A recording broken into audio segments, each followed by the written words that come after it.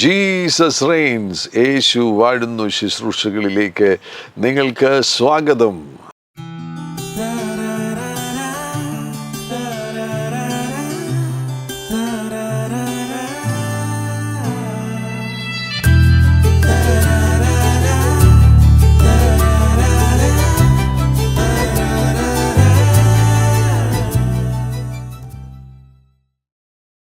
December മാസത്തിലെ നന്മകൾ 2024 നമ്മോട് യാത്ര പറയുകയാണ്. അവസാന മാസത്തിൽ നമ്മൾ എത്തിച്ചേർന്നിരിക്കുന്നു. ഡിസംബർ മാസം, ഈ മാസം ഏറ്റവും അനുഗ്രഹപൂരിതമായി തീരട്ടെ. ദൈവികമാകുന്ന എല്ലാ നന്മകളാലും ആശീർവാദങ്ങളാലും കർത്താവ് നിറയ്ക്കട്ടെ. മാത്രമല്ല, ഈ മാസത്തിൽ നമുക്ക് ചെയ്യാൻ കഴിയുന്ന ഒരു പ്രധാനപ്പെട്ട കാര്യമാണ് കർത്താവാകുന്ന യേശുക്രിസ്തുവിൻ്റെ വിശ്വസ്തതകളെ ഓർക്കുക. കഴിഞ്ഞുപോയ ജാനുവരി മാസം മുതൽ 2024 ജാനുവരി മാസം മുതൽ ഈ നവംബർ മാസം വരെ അവിടുന്ന് ചെയ്ത ഉപകാരങ്ങളെ ഓർത്തുകൊണ്ട് നന്ദി പറയുവാൻ സമയം കണ്ടെത്തുക. 103-ാം സങ്കീർത്തനം അതിൻ്റെ 2-ാം വാക്യത്തിൽ, എൻ മനമേ യഹോവയെ വാഴ്ത്തുക, അവൻ്റെ ഉപകാരങ്ങൾ ഒന്നും മറക്കരുത്. 1-ാം വാക്യം കൂടെ ചേർത്ത് വായിക്കുകയാണെങ്കിൽ, എൻ മനമേ യഹോവയെ വാഴ്ത്തുക, എൻ്റെ സർവാന്തരംഗവുമേ അവൻ്റെ വിശുദ്ധനാമത്തെ വാഴ്ത്തുക. എൻ മനമേ യഹോവയെ വാഴ്ത്തുക, അവൻ്റെ ഉപകാരങ്ങൾ ഒന്നും മറക്കരുത്. ഗ്രാറ്റിറ്റ്യൂഡ്, താങ്ക്ഫുൾനെസ്, അതുതന്നെ ആരാധനയാണ്. നന്ദിയുള്ള ഒരു ഹൃദയമുണ്ടെങ്കിൽ അത് ആരാധനയാണ്. ഓരോ നന്മകളെ, ഓരോ ഉപകാരങ്ങളെ ഓർത്ത് സ്തോത്രം പറയണം. സ്തോത്രം, സ്തോത്രം. എത്ര പ്രാർത്ഥനകൾക്ക് മറുപടി ലഭിച്ചു. ജാനുവരി മാസം മുതൽ ഈ നവംബർ മാസം വരെ നിങ്ങളുടെ 100 കണക്കിനുള്ള പ്രാർത്ഥനകൾക്ക് മറുപടി ലഭിച്ചില്ലേ? അതിൽ തന്നെ ചില വലിയ പ്രാർത്ഥനകളില്ലേ? ചില പ്രധാനപ്പെട്ട കാര്യങ്ങൾക്ക് വേണ്ടി നിങ്ങൾ പ്രാർത്ഥിച്ചു. ചിലതൊക്കെ നടപ്പിലാകുവാൻ വേണ്ടി അല്ലെങ്കിൽ നടക്കുവാൻ വേണ്ടി നിങ്ങൾ കാത്തിരിക്കുകയുണ്ടായി. ചില മാസങ്ങൾ, ആഴ്ചകളൊക്കെ കാത്തിരുന്നു. അതിനൊക്കെ മറുപടി ലഭിച്ചില്ലേ?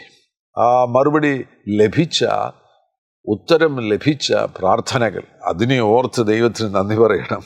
കർത്താവിൻ്റെ സന്നിധിയിൽ സ്തുതിസ്തോത്രങ്ങൾ അർപ്പിക്കണം.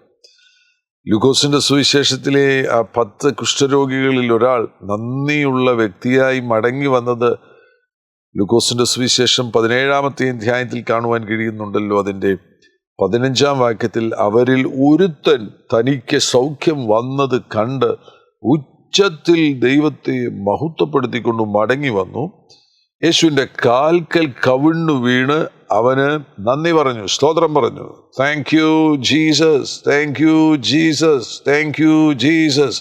അവനു ശമര്യക്കാരനായിരുന്നു. 10 പേര് സൗഖ്യം പ്രാപിച്ചെന്നാൽ ഒരാൾ മാത്രമാണ് മടങ്ങി വന്ന യേശുവിന് നന്ദി പറഞ്ഞത്. നമ്മൾ നന്ദിയുള്ളവരായിരിക്കണം. നന്ദി കർത്താവിൻ്റെ സന്നിധിയിൽ പ്രകടിപ്പിക്കണം.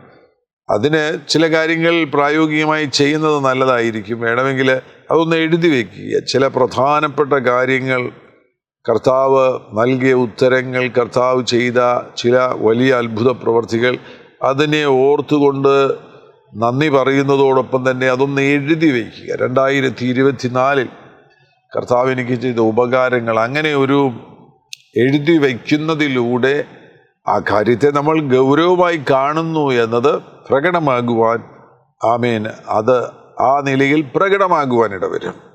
മാത്രവുമല്ല, വേണമെങ്കിൽ നിങ്ങളുടെ കുടുംബത്തിൽ നിങ്ങൾക്ക് ഭാര്യയും ഭർത്താവും കുഞ്ഞുങ്ങളും എല്ലാം കൂടെ ഒന്നിച്ചിരുന്നതിന് ശേഷം ഈ ദിവസങ്ങളിൽ, ഒന്നിലധികം ദിവസങ്ങൾ തമ്മിലൊന്ന് സംസാരിക്കുക. നവംബർ മാസത്തിൽ കർത്താവ് ആ അത്ഭുതം നമുക്ക് വേണ്ടി ചെയ്തല്ലോ. മെയ് മാസത്തിൽ കർത്താവ് ആ അത്ഭുതം നമുക്ക് വേണ്ടി ചെയ്തല്ലോ. കുഞ്ഞിനതേ അന്നത്തെ ആ രോഗം എന്ന് പറയുന്നത് ഒരുപാട് ബുദ്ധിമുട്ട് വരുമായിരുന്നാൽ യേശു വലിയ അത്ഭുത സൗഖ്യം നൽകി തന്നില്ലേ? ഒരു സാമ്പത്തിക ആവശ്യമുണ്ടായിരുന്നു, അതിൽ കർത്താവ് വലിയ അത്ഭുതം ചെയ്ത് നമുക്ക് ആ സാമ്പത്തികം കൃത്യസമയത്ത് ഒരുക്കി തന്നില്ലേ? ഇതെല്ലാം ഒന്ന് ഓർത്ത് തമ്മിൽ സംസാരിച്ചുകൊണ്ട് ദൈവസന്നിധിയിൽ സ്തോത്രം ചെയ്യുന്നത് വളരെ നല്ലതായിരിക്കും. ഈ ഡിസംബർ മാസത്തിൽ അത് ചെയ്യണം.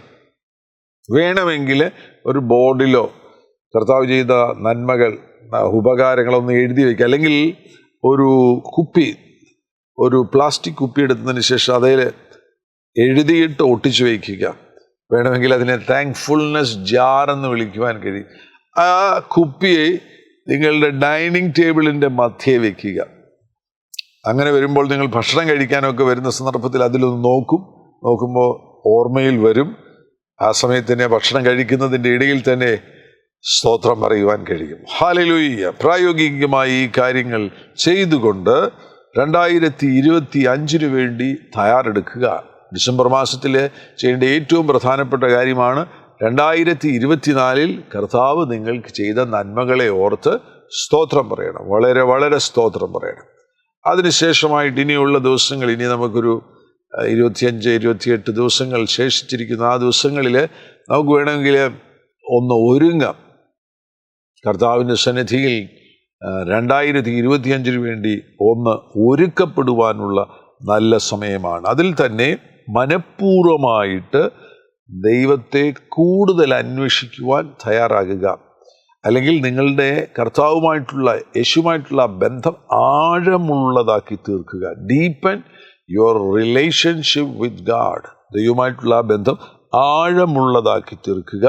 അങ്ങനെ കർത്താവുമായിട്ടുള്ള ബന്ധം ആഴമുള്ളതാക്കി തീർക്കുമ്പോൾ അവിടെ കർത്താവിൽ നിന്ന് ഡയറക്ഷൻസ് ചോദിക്കുവാൻ വേണ്ടി തയ്യാറാകണം. കർത്താവേ, ഞാൻ എങ്ങനെയാണ് മുന്നോട്ട് പോകേണ്ടത്?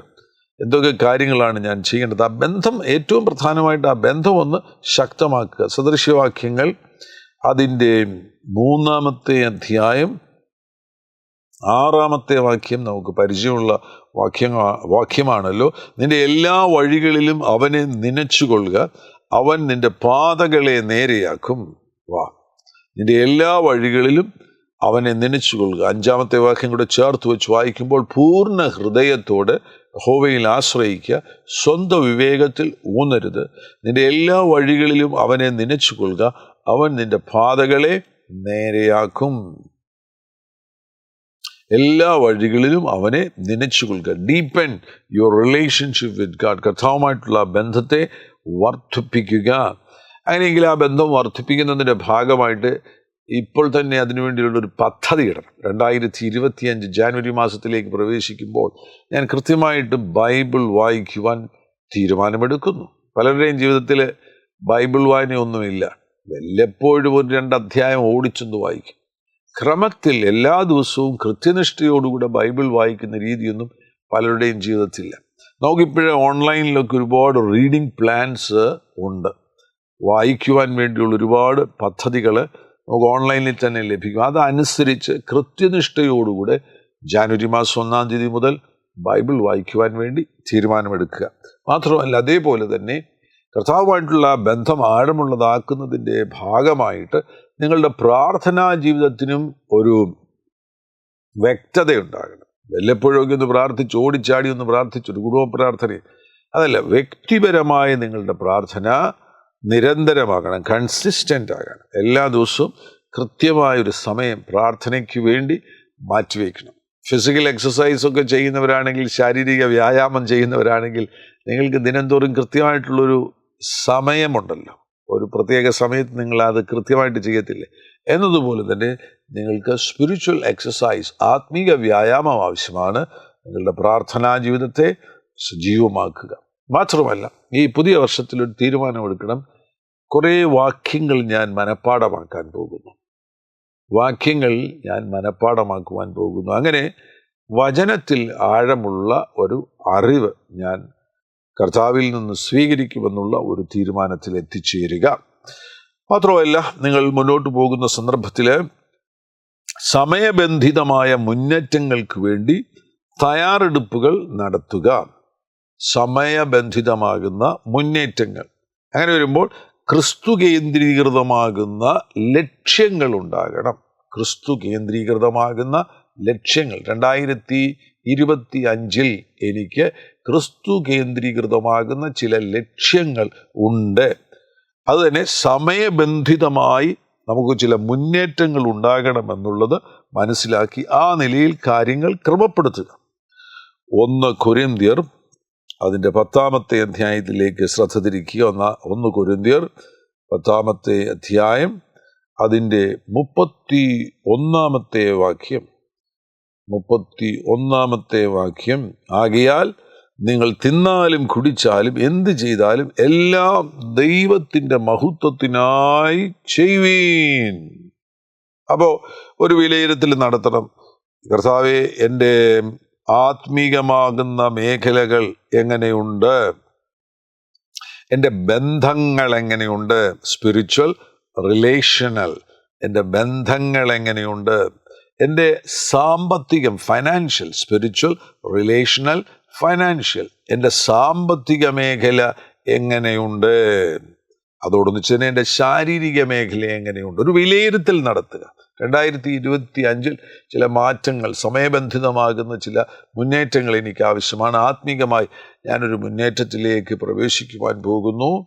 ഞാൻ സാമ്പത്തികമായൊരു മുന്നേറ്റത്തിലേക്ക് പ്രവേശിക്കുവാൻ പോകുന്നു. ഞാൻ ബന്ധങ്ങളിൽ, നല്ല ബന്ധങ്ങൾ ഞാൻ വളർത്തിയെടുക്കുവാൻ പോകുന്നു. മാത്രമല്ല, എൻ്റെ ശാരീരികമാകുന്ന കാര്യങ്ങളിലും ഞാൻ ഒരു മുന്നേറ്റം സ്വീകരിക്കുവാൻ പോകുന്നു. അങ്ങനെ നിങ്ങളുടെ മുന്നോട്ടുള്ള ഈ പുതിയ വർഷത്തിനു വേണ്ടിയുള്ള ചില ലക്ഷ്യങ്ങളെ ക്രമപ്പെടുത്തുക. ക്രിസ്തു കേന്ദ്രീകൃതമാകുന്ന ചില ലക്ഷ്യങ്ങളെ ക്രമപ്പെടുത്തുക.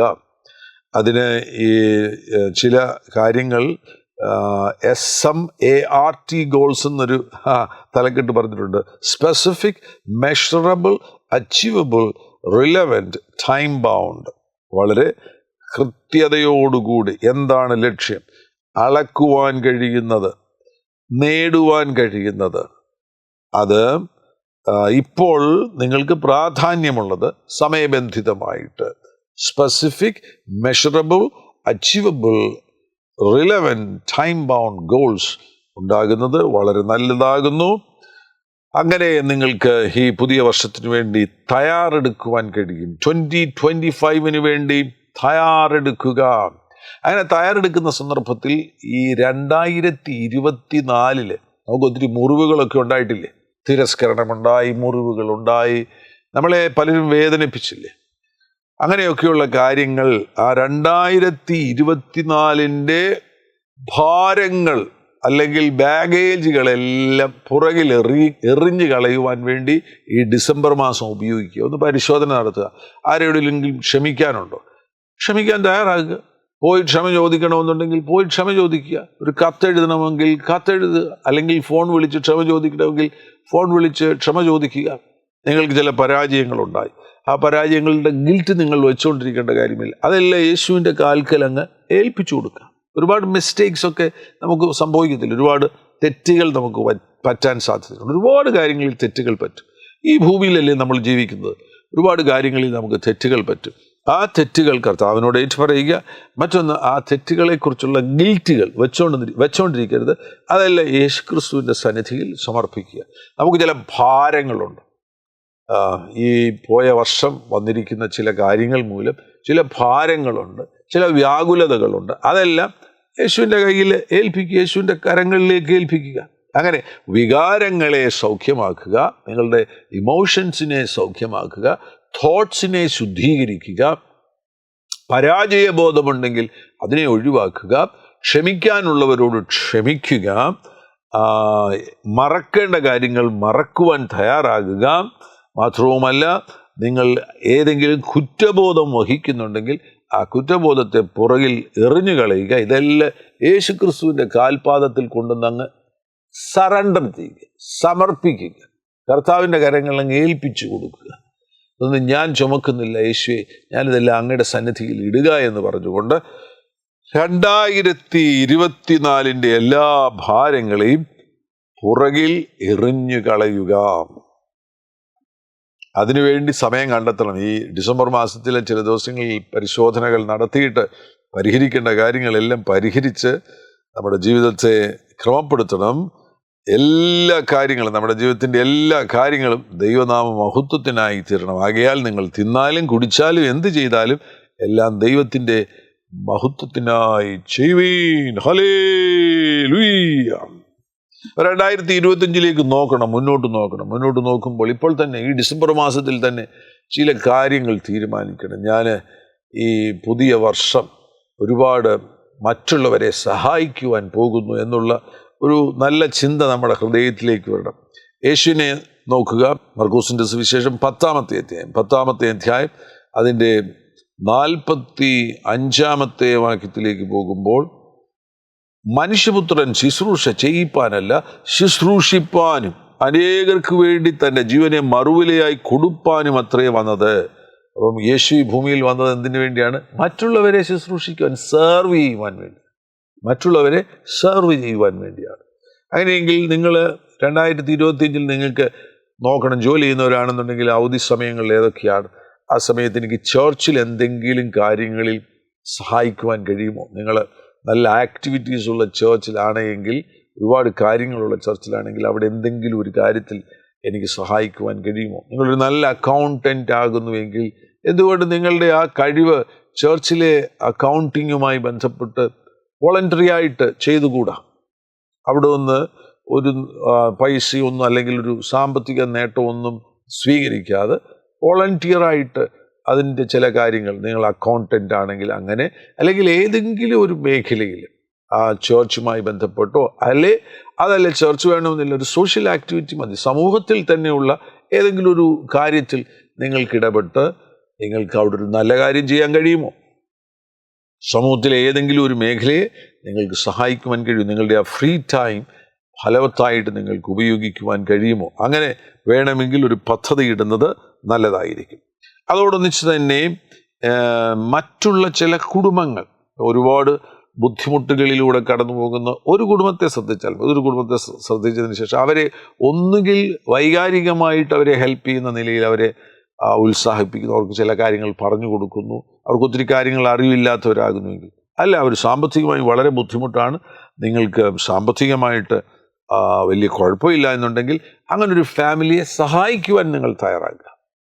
ഈ മറ്റുള്ളവരെ സഹായിക്കുന്നത്, അതാണ് ഈ ഭൂമിയിലെ ഏറ്റവും വലിയൊരു കാര്യം എന്ന് പറയുന്നത്. മറ്റുള്ളവരെ സഹായിക്കുവാൻ നിങ്ങൾ തയ്യാറാകുക. ഹല്ലേലൂയ, ഗ്ലോറി ടു ജീസസ്, ഹല്ലേലൂയ.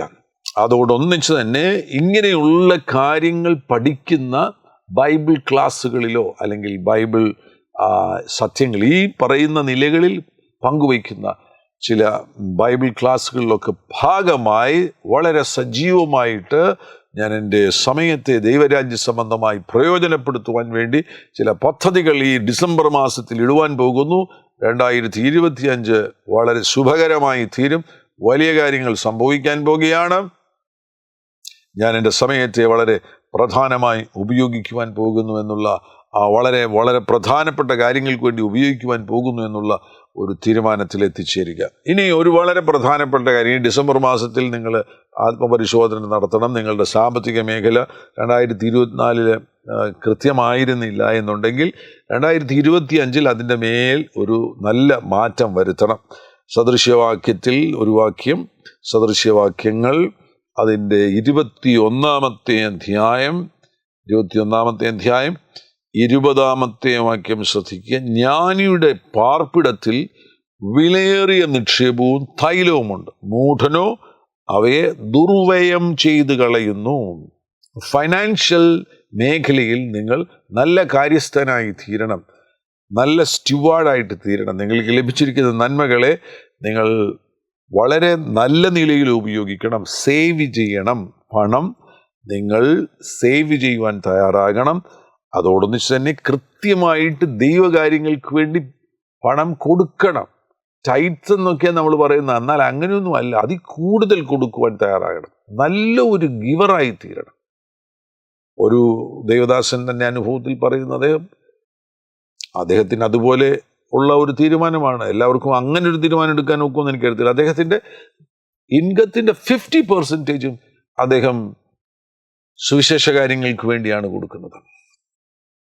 അത്രയും വരെ പോയില്ലെന്നുണ്ടെങ്കിൽ ഒരു 20%, നിങ്ങൾ ജോലി ചെയ്യുന്നൊരു വ്യക്തിയാകുന്നുവെങ്കിൽ 10% ആണ് നിങ്ങൾ കൊടുക്കുന്നത് എങ്കിൽ, 10% ആണ് നിങ്ങൾ കൊടുക്കുന്നതെങ്കിൽ അതൊന്ന് കൂട്ടി 15% ആക്കി. ചിലർക്കത് 20%, നിങ്ങൾ കഴിയുമെങ്കിൽ നിങ്ങൾ മറ്റ് ഇൻകങ്ങൾ കൂടെ ഉണ്ടെങ്കിൽ നിങ്ങൾ ഫ്രീ ആണ്, ഫൈനാൻഷ്യലി ഫുള്ളി ഫ്രീ ആണെന്നുണ്ടെങ്കിൽ എന്തുകൊണ്ട് അതൊരു 20% വളരെ കൃത്യമായി കൊടുക്കുവാൻ വേണ്ടി തീരുമാനിച്ചുകൂടാ? അങ്ങനെ കർത്താവിന് വേണ്ടി കൊടുക്കുവാൻ നിങ്ങൾ തയ്യാറാകുക. അവിടെയാണ് നിങ്ങളുടെ ചിലവഴിക്കൽ വളരെ ജ്ഞാനത്തോടു കൂടെ ആയിരിക്കണം. അനാവശ്യമായി നഷ്ടങ്ങൾ വരുത്തി വയ്ക്കരുത്. സാമ്പത്തികമാകുന്ന നഷ്ടങ്ങൾ വരുത്തി വയ്ക്കരുത്. ഈ ദൈവകാര്യങ്ങൾക്ക് നന്നായിട്ട് കൊടുക്കുന്നവരാണെങ്കിൽ അവരുടെ പല നഷ്ടങ്ങളിൽ നിന്ന് കർത്താവ് അവരെ പ്രൊട്ടക്റ്റ് ചെയ്യും. അനേകരുടെ ജീവിതത്തിൽ ഇപ്പോൾ ഈ ഒരുപാട് ഫ്രോഡുകളുണ്ടല്ലോ. ഈ ഓൺലൈൻ ഫ്രോഡുകളിൽ ആളുകൾക്ക് 5 ലക്ഷം പോയി, 2 ലക്ഷം പോയി, 1 ലക്ഷം പോയി എന്നൊക്കെ പറയും. അവരുടെ പലരുടെയും ജീവിതത്തിൽ ശ്രദ്ധിച്ചു കഴിഞ്ഞാൽ അവർ ടൈറ്റ്സ് കൊടുക്കുന്നവരെ, ടൈറ്റ്സ് എന്ന് ദശാംശം എന്നല്ല പറയേണ്ടത്, അതിൽ കൂടുതലാണ് കൊടുക്കേണ്ടത്. അവർ ദശാംശം പോലും കൊടുക്കുന്നവരല്ല. കർത്താവിന് ഉള്ള ഗിവിങ് അവർ കൃത്യനിഷ്ഠയോടുകൂടെ ചെയ്യാത്തത് കൊണ്ട് അവരുടെ പണം വെറുതെ പോകും. ആവശ്യമില്ലാത്ത കാര്യങ്ങളിലൊക്കെ വലിയ നഷ്ടങ്ങളുണ്ടാകും, ഹ്യൂജായിട്ടുള്ള നഷ്ടങ്ങളുണ്ടാകും. അങ്ങനെ സംഭവിക്കരുത്. അങ്ങനെ സംഭവിക്കാതെ ഇരിക്കുവാൻ വേണ്ടിയുള്ളൊരു നല്ല കാര്യമാണ് നല്ലൊരു ഗിവറായി തീരുക. ദൈവകാര്യങ്ങൾക്ക് വേണ്ടി കൊടുക്കുക, ദരിദ്രരെ സഹായിക്കുക. നിങ്ങളുടെ അരികിൽ വരുന്നവരെയെല്ലാം നിങ്ങൾ സഹായിക്കുവാൻ നിങ്ങൾ തയ്യാറാകുക. ഈ എന്താ പറയുന്നത്, ലുബ്ധന്മാരായി തീരരുത്. ഒരു കാര്യം വരുന്നുണ്ടെങ്കിൽ ഇങ്ങനെ പണം ചെലവഴിക്കുക, അല്ലെങ്കിൽ ആ കാര്യത്തിന് വേണ്ടി നിങ്ങളുടെ പക്കലുള്ള നന്മയെ പുറപ്പെടുവിക്കുന്നതിന് ഇങ്ങനെ പിടിച്ചു വയ്ക്കുന്ന ആ ഒരു വല്ലാത്ത കഠിനമാകുന്ന, എന്താ ആ വാക്ക് പറയുന്നത്, അങ്ങനെയുള്ളവരായി നിങ്ങൾ തീരരുത്. നിങ്ങൾ ലിബറലായി കൊടുക്കുന്ന, ആമേൻ, കർത്താവിൻ്റെ ദാസൻ പൗലോസ് അവറുകൾ പറയുന്നത് പോലെ നിങ്ങൾ, ആമേൻ, വളരെ സ്വാതന്ത്ര്യത്തോടുകൂടെ കൊടുക്കുന്നവരായി തീരണമെന്നാണ് കർത്താവ് ആഗ്രഹിക്കുന്നത്. അതിൻ്റെ ഭാഗമായിട്ട് വേണമെങ്കിൽ നിങ്ങൾക്ക് വടക്കേ ഇന്ത്യയിലൊക്കെ ശുശ്രൂഷയിലായിരിക്കുന്ന ആവശ്യമുള്ള ഏതെങ്കിലും ഒരു മിഷണറിയെ നിങ്ങൾക്ക് സഹായിക്കാം. എല്ലാ മാസവും സഹായിക്കാം. നോക്കടാ, അവർ കുടുംബം 2 കുഞ്ഞുങ്ങളുണ്ട്, 3 കുഞ്ഞുങ്ങൾ, അവർ സ്കൂളിൽ പഠിക്കുന്നവരാണ്, മിഷണറിമാരായിട്ട് അവിടെ വർക്ക് ചെയ്യുന്നു, അവർക്ക് ഒരു ചർച്ചുണ്ട്, ഒരു ഇൻകമുണ്ട്, ചെറിയൊരു ഇൻകമുണ്ട്. എന്നാൽ നിങ്ങൾ മനസ്സിലാക്കുന്നവർക്കൊരു നല്ല ജീവിതം, ഒരു ഗുണമേന്മയുള്ള ജീവിതം ഉണ്ടാകണമെന്നുള്ള ഒരു ബോധ്യം, അങ്ങനെ വരുന്ന ഒരു മിഷണറിയെ നിങ്ങൾ സഹായിക്കുക. ഞാൻ ലക്നോയിൽ ചെന്നപ്പോൾ ഒരു പാസ്റ്ററെ കണ്ടു കഴിഞ്ഞപ്പോൾ ആ പാസ്റ്ററിനോട് പറയുകയായിരുന്നു, അദ്ദേഹം 20-25 വർഷങ്ങൾക്ക് മുന്നമേയാണ് അവിടെ വന്നത്. അപ്പോൾ അദ്ദേഹത്തിൻ്റെ സ്വന്തം ചർച്ചിൽ നിന്ന് താൻ യാത്ര പോകുമ്പോൾ അവിടെയുള്ള ഒരു അങ്കിള് ഇദ്ദേഹത്തിന് ഒരു ഗിഫ്റ്റ് എല്ലാ മാസവും അയക്കാൻ തുടങ്ങി. ഒരു ചെറിയ സംഖ്യയാണ്, ഒരു 5000 രൂപ എങ്ങാണ്ടാണ് അയക്കുന്നത്, എല്ലാ മാസവും അയക്കാൻ തുടങ്ങി. അദ്ദേഹം പറഞ്ഞു 21 വർഷം, 21-25 വർഷം എങ്ങാണ്ടായി. അപ്പോൾ ഇത്രയും വർഷം, ഫോർ എക്സാമ്പിൾ 25 ഇയേഴ്സ് ആയിട്ട് ഈ അങ്കിൾ ഒരു മാസം പോലും ഇത് ബ്രേക്ക് ആക്കിയിട്ടില്ല. ഇപ്പോൾ ഇദ്ദേഹത്തിന് യഥാർത്ഥത്തിൽ കുറച്ചുകൂടെ മെച്ചമാകുന്ന ഇൻകം അവിടെ ഉണ്ട്, ചർച്ചുണ്ട്, വിശ്വാസികൾ എല്ലാം ഉണ്ട്. എന്നിട്ടും അദ്ദേഹം അത് നിർത്തിയിട്ടില്ല. അത് ലഭിക്കുന്നത് കൊണ്ട് അദ്ദേഹത്തിന് മറ്റുള്ളവരെ ഹെൽപ്പ് ചെയ്യാൻ കഴിയുന്ന നിലയിൽ കർത്താവിൻ്റെ ഒരു ബ്ലെസ്സിങ് ഉണ്ട്. ചില വിശ്വസ്തന്മാരെ കുറിച്ച് ആമേൻ ദൈവത്തെ നന്ദിയോടുകൂടെ സ്തുതിക്കുന്നു. ചില കാര്യങ്ങളിൽ അവരെടുത്ത തീരുമാനങ്ങൾ, അവരതിൽ നിന്ന് പിന്നോട്ട് പോകാതെ ഇന്നും അതിൽ ഉറച്ചു നിന്ന് അവർ ചിലരെ ബ്ലസ് ചെയ്യുന്നുവെങ്കിൽ അതേപോലെ നിങ്ങളായിത്തീരണം. നിങ്ങൾ ചിലരെ ബ്ലസ് ചെയ്യുവാൻ തയ്യാറാകുക. പ്രത്യേകിച്ച് സുവിശേഷ വേലയിലായിരിക്കുന്ന ഒരു മിഷണറിയെ ബ്ലസ് ചെയ്യുവാൻ ഈ 2025 നിങ്ങൾ തയ്യാറാകുക. അതിന് ഏറ്റവും പ്രധാനപ്പെട്ടതെന്ന് പറയുന്നത്, നിങ്ങൾക്ക് ഈ ഡിസംബർ മാസത്തിൽ നിങ്ങൾ വളർത്തിയെടുക്കേണ്ട ഒരു പ്രധാനപ്പെട്ട കാര്യമാണ് വലിയ പ്രതീക്ഷ വളർത്തിയെടുക്കുക. കർത്താവ് പുതിയ വർഷം വരാൻ പോവുകയാണ്, 2025 വരാൻ പോവുകയാണ്. ഭയങ്കരമായിട്ടുള്ളൊരു പ്രതീക്ഷ വളർത്തിയെടുക്കുക. യിരെമ്യാ പ്രവാചകന്റെ പുസ്തകത്തിൽ നമുക്ക് അറിയാവുന്നൊരു വാക്യമുണ്ടല്ലോ, യിരെമ്യാ പ്രവാചകന്റെ പുസ്തകം അതിൻ്റെ 29-ാമത്തെ അധ്യായം 11-ാമത്തെ വാക്യം ശ്രദ്ധിക്കുക. നിങ്ങൾ പ്രത്യാശിക്കുന്ന ശുഭഭാവി വരുവാൻ തക്കവണ്ണം ഞാൻ നിങ്ങളെക്കുറിച്ച് നിരൂപിക്കുന്ന നിരൂപണങ്ങൾ ഇന്നവ എന്ന് ഞാൻ അറിയുന്നു. അവ തിന്മയ്ക്കല്ല നന്മയ്ക്കത്രയുള്ള നിരൂപണങ്ങൾ എന്ന് യഹോവയുടെ അരുളപ്പാട്. വാഹ്, ബ്യൂട്ടിഫുൾ. നിങ്ങൾ പ്രത്യാശിക്കുന്ന ശുഭഭാവി വരുവാൻ തക്കവണ്ണം ഞാൻ നിങ്ങളെക്കുറിച്ച് നിരൂപിക്കുന്ന നിരൂപണങ്ങൾ ഇന്നവ എന്ന് ഞാൻ അറിയുന്നു. അവ തിന്മയ്ക്കല്ല നന്മയ്ക്കത്രയുള്ള നിരൂപണങ്ങൾ എന്ന് യഹോവയുടെ അരുളപ്പാട്. വാ, നിങ്ങൾക്ക് 2025 പ്രവേശിക്കുന്നതിന് മുന്നമേ ഈ മാസം 2025 കുറിച്ചുള്ള സ്വപ്നങ്ങൾ എഴുതി വയ്ക്കുന്നത് നല്ലതാണ്. അത് കർത്താവിൻ്റെ കരങ്ങളിൽ ഏൽപ്പിക്കണം. കർത്താവേ, ഇതാണ് എൻ്റെ ഈ വരാൻ പോകുന്ന വർഷത്തെക്കുറിച്ചുള്ള സ്വപ്നങ്ങൾ. ഞാൻ ഒരു ശുഭഭാവി പ്രതീക്ഷിക്കുന്നു, നല്ല കാര്യങ്ങൾ സംഭവിക്കുവാൻ പോകുന്നു എന്ന് ഞാൻ പ്രതീക്ഷിക്കുന്നു. വാ, അങ്ങനെ നിങ്ങളുടെ ഹൃദയത്തെ അതിനുവേണ്ടി ഒരുക്കുക. വലിയ ഉത്സാഹത്തോടെ, പ്രതീക്ഷയോടെ, ഒരുപാട് നല്ല കാര്യങ്ങൾ നടക്കാൻ പോകുന്നു. അങ്ങനെ ഒരു വലിയ പ്രതീക്ഷയോടുകൂടെ ആയിരിക്കുക. മാത്രമല്ല 2024 ഈ ഡിസംബർ മാസത്തിൽ നിങ്ങൾ തീരുമാനമെടുക്കുക, വിശ്വാസമുള്ളവരുമായിട്ട് ഞാൻ കൂട്ടുകെട്ടുണ്ടാക്കുവാൻ പോകുന്നു. നല്ല കാര്യങ്ങൾ പ്രതീക്ഷിക്കുകയും വിശ്വാസം സംസാരിക്കുകയും പ്രത്യാശയോടുകൂടെ ജീവിതത്തെ കാണുകയും ചെയ്യുന്ന വളരെ ആരോഗ്യപരമായിട്ട് ഉദ്ദേശങ്ങളോടുകൂടെ പർപ്പസുകളോടുകൂടെ ജീവിക്കുന്ന ഒരു കൂട്ടം ആളുകളോട് ചേർന്ന് നടക്കുവാൻ ഞാൻ എൻ്റെ ജീവിതത്തെ ഏൽപ്പിച്ചു കൊടുക്കുകയാണ്. Praise the Lord. Living with purpose, ഉദ്ദേശങ്ങളോടുകൂടെ ദൈവത്തിൻ്റെ പദ്ധതികളുമായിട്ട് ജീവിക്കുന്ന ചിലരുമായിട്ട് ഞാൻ കൂട്ടുകെട്ടുണ്ടാക്കുവാൻ പോകുന്നു. അങ്ങനെ ഞാൻ വിശ്വാസം പുറപ്പെടുവിക്കുന്ന ഒരു വ്യക്തിയായി തീരും. ഈ ഡിസംബർ മാസം അതിനുവേണ്ടി പ്രയോജനപ്പെടുത്തുക. മഹാത്ഭുതങ്ങൾ സംഭവിക്കുവാൻ പോകുന്നു, മഹാത്ഭുതങ്ങൾ സംഭവിക്കാൻ പോകുന്നു. ഡിസംബർ അനുഗ്രഹിക്കപ്പെടുന്നു. അതുമാത്രമല്ല 2025 നിങ്ങൾ ഒരു വലിയ വിജയിയായി പ്രവേശിക്കുവാൻ പോകുന്നു. പരിശുദ്ധ പിതാവേ, യേശു ക്രിസ്തുവിൻ നാമത്തിൽ അങ്ങയുടെ ജനത്തിനു വേണ്ടി പ്രാർത്ഥിക്കുന്ന ഈ ഡിസംബർ മാസം ഈ പ്രിയപ്പെട്ടവരുടെ ജീവിതത്തിൽ മഹാത്ഭുതത്തിൻ്റെ മാസമായി തീരട്ടെ, മഹാത്ഭുതത്തിൻ്റെ മാസമായി തീരട്ടെ. നന്ദി പറഞ്ഞു തുടങ്ങട്ടെ കർത്താവേ. 2024 വേണ്ടി നന്ദി പറഞ്ഞു തുടങ്ങി കർത്താവേ. 2025 വേണ്ടി ഒരു വലിയ തയ്യാറെടുപ്പുകൾ നടത്തുന്ന ഒരു അത്ഭുത മാസമാക്കി ഈ ഡിസംബർ മാസത്തെ മാറ്റണമേ എന്ന് യേശുവിൻ നാമത്തിൽ പ്രാർത്ഥിക്കുന്നു. അങ്ങയുടെ ജനത്തെ ബ്ലസ് ചെയ്യുന്നു. ഈ ഡിസംബർ മാസത്തിൽ കർത്താവിൻ്റെ അത്ഭുതങ്ങൾ അവർ അനുഭവിക്കട്ടെ. രോഗികൾ യേശു ക്രിസ്തുവിൻ നാമത്തിൽ സൗഖ്യമാകട്ടെ. അനേകർക്ക് വേണ്ടി അത്ഭുത വഴികൾ തുറക്കപ്പെടട്ടെ. അങ്ങ് അതിശയങ്ങളെ ചെയ്യുന്നതിനായി സ്തോത്രം ചെയ്യുന്നു, സ്തോത്രം ചെയ്യുന്നു, സ്തോത്രം ചെയ്യുന്നു, സ്തോത്രം ചെയ്യുന്നു. സകല മഹത്വവും സ്തുതിയും സ്തോത്രവും അങ്ങേക്ക് അർപ്പിക്കുന്നു യേശു ക്രിസ്തുവിൻ നാമത്തിൽ തന്നെ. ആമേൻ. ഹല്ലേലൂയ. Glory to Jesus. കർത്താവാകുന്ന യേശു നിങ്ങളുടെ കൂടെ ഇരിക്കും. ഈ സന്ദേശം തീർച്ചയായിട്ടും നിങ്ങൾ മറ്റുള്ളവരുമായിട്ട് പങ്കുവയ്ക്കണം, ഷെയർ ചെയ്യാൻ മറക്കരുത്. ഈ ചാനൽ ഇതുവരെയും സബ്സ്ക്രൈബ് ചെയ്തിട്ടില്ല എങ്കിൽ ദയവായിട്ട് സബ്സ്ക്രൈബ് ചെയ്യുക. യേശു നിങ്ങളുടെ കൂടെ ഇരിക്കും. God bless you. Amen.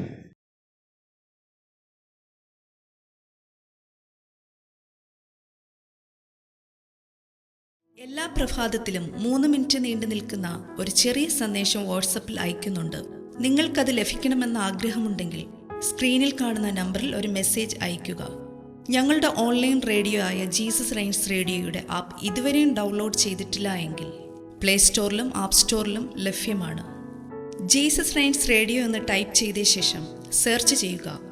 App നിങ്ങൾ ഇപ്പോൾ തന്നെ ഡൗൺലോഡ് ചെയ്താലും. എല്ലാ പ്രഭാതത്തിലും 4 മണിക്ക് ടങ്സ് പ്രെയർ ഉണ്ടായിരിക്കുന്നതാണ്. നിങ്ങളുടെ ആത്മീയ വർധനവിനായി ദയവായി സൂമിൽ ജോയിൻ ചെയ്താലും. മീറ്റിംഗ് ID സ്ക്രീനിൽ നിങ്ങൾക്ക് ലഭ്യമാണ്. അതോടൊപ്പം തന്നെ എല്ലാ ബുധനാഴ്ചയും രാത്രി 10 മുതൽ 1 മണി വരെ നൈറ്റ് പ്രെയർ ഉണ്ടായിരിക്കുന്നതാണ്. നമുക്ക് ഒരുമിച്ച് രാജ്യങ്ങൾക്ക് വേണ്ടി പ്രാർത്ഥിക്കാം. ദയവായി സൂമിൽ ജോയിൻ ചെയ്താലും. ഈ യൂട്യൂബ് ചാനൽ നിങ്ങൾ ഇതുവരെയും സബ്സ്ക്രൈബ് ചെയ്തിട്ടില്ല എങ്കിൽ ഇപ്പോൾ തന്നെ സബ്സ്ക്രൈബ് ചെയ്യുക. ശേഷം ബെൽ ബട്ടൺ അമർത്താൻ മറക്കല്ലേ. ഈ സന്ദേശം മറ്റുള്ളവരിലേക്ക് അനുഗ്രഹമാകാൻ ഷെയർ ചെയ്താലും. കർത്താവ് നിങ്ങളെ ധാരാളമായി അനുഗ്രഹിക്കട്ടെ.